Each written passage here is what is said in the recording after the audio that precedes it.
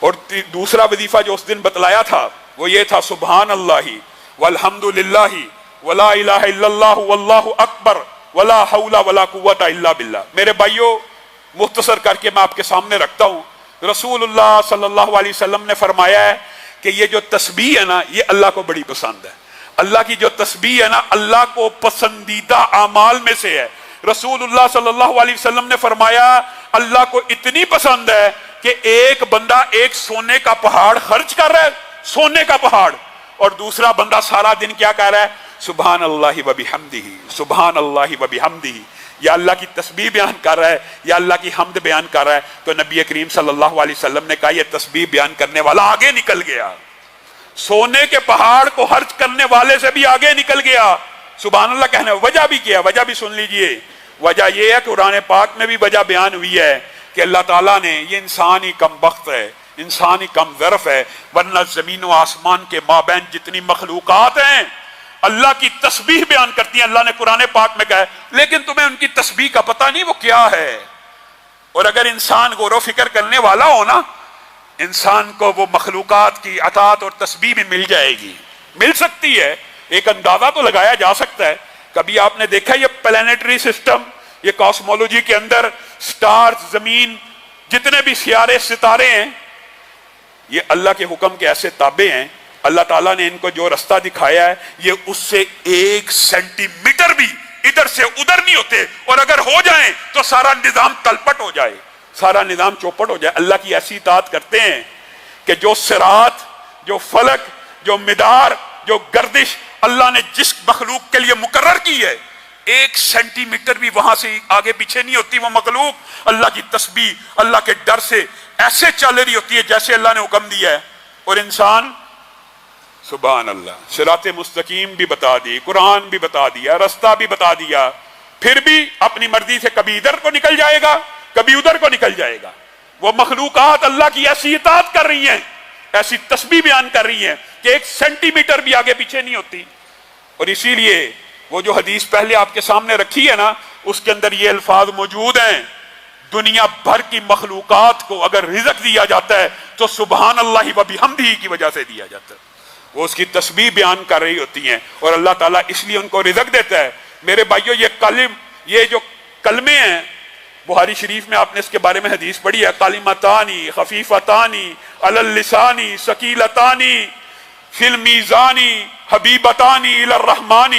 یہ 2 کلمے بڑے زبان پہ ہلکے ہیں، سبحان اللہ و بحمدہ، سبحان اللہ العظیم۔ کتنے ہلکے ہیں لیکن میزان کو بھر دینے والے ہیں، میزان کو وزنی کر دینے والے ہیں، رحمان کو بڑے پسند ہیں۔ وجہ کیا ہے؟ وجہ یہ، ایک تو اللہ کی آپ نے تسبیح بیان کی اور اس کے بعد اللہ کی حمد بیان کی۔ تسبیح بیان کرنے سے رزق بھی دیا جاتا ہے، حمد بیان کرنے سے رزق بھی دیا جاتا ہے، لیکن نبی کریم نے ایک عجیب بات کہی ہے، سبحان اللہ۔ اللہ تعالیٰ کی اطاعت کے اوپر بھی بندہ قربان جائے۔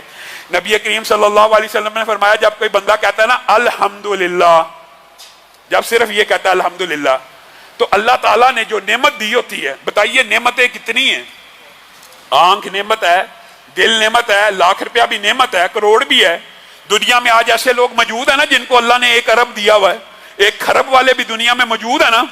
ایک بندے کو 1 ارب روپیہ مل گیا، سمجھانے کے لیے کہہ رہا ہوں، اس نے جواب میں کیا کہا؟ الحمدللہ۔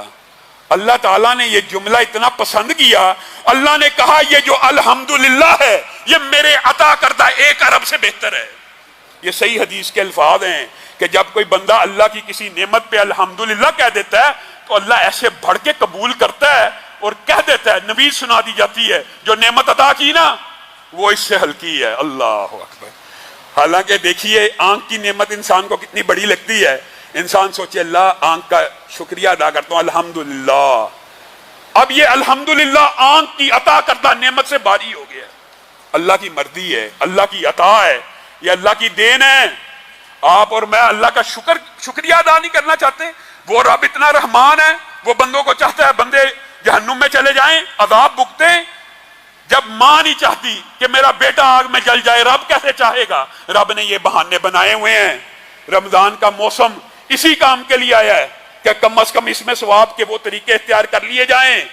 اور ام ہانی کی حدیث ہے، انشاءاللہ اسی وظیفے پہ بات ختم کریں گے، اگلا وظیفہ انشاءاللہ اگلے درس میں بیان کریں گے یہ جو سبحان اللہ والحمدللہ ولا الہ الا اللہ واللہ اکبر ولا حول ولا قوت الا باللہ آپ کو اس دن بتایا تھا 100 مرتبہ پڑھنا ہے، پڑھ رہے ہیں کہ نہیں پڑھ رہے؟ ان 10 دنوں میں پڑھنا ہے اور اپنی زندگی کے اندر اس کو جاری و ساری رکھنا ہے۔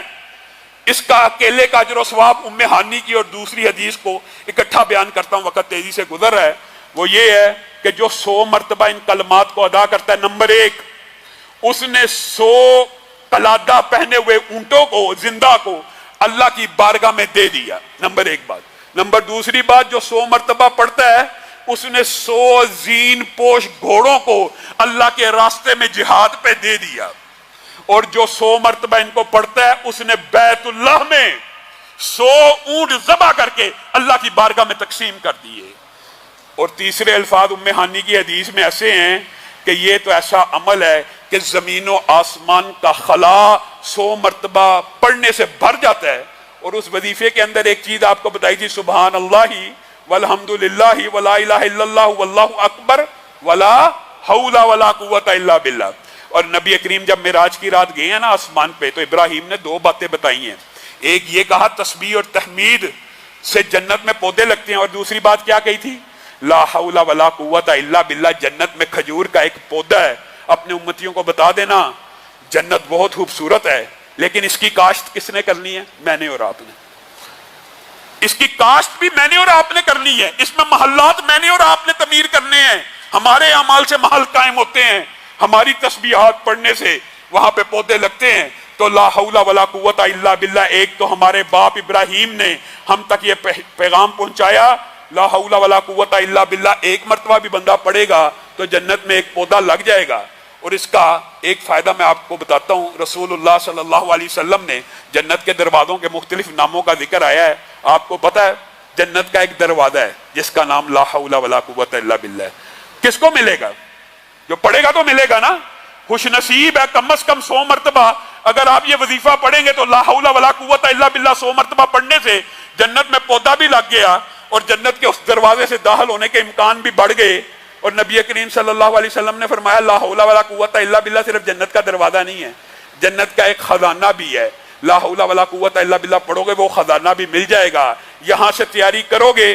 اور اس کلمے کی ایک بہت بڑی فضیلت یہ ہے، آپ نے اگر ہر روز پڑھا آپ تو انشاءاللہ کامیاب ہوگے، لیکن جو بندہ ہر روز نہیں پڑھتا اس کو حالت بیماری میں، حالت غم میں، حالت مصیبت میں یہ کلمہ ضرور پڑھنا چاہیے۔ کیوں؟ رسول اللہ صلی اللہ علیہ وسلم کی یہ حدیث بھی صحیح ہے، جو لا الہ الا اللہ وحدہ لا شریک لہ لہ الملک و لہ الحمد وہو علی کل شیء قدیر کے ساتھ لا حول ولا قوت الا باللہ ملا کے پڑھتا ہے نا، اگر وہ اس بیماری میں فوت ہو جائے گا تو جہنم کی آگ سے بچ جائے گا۔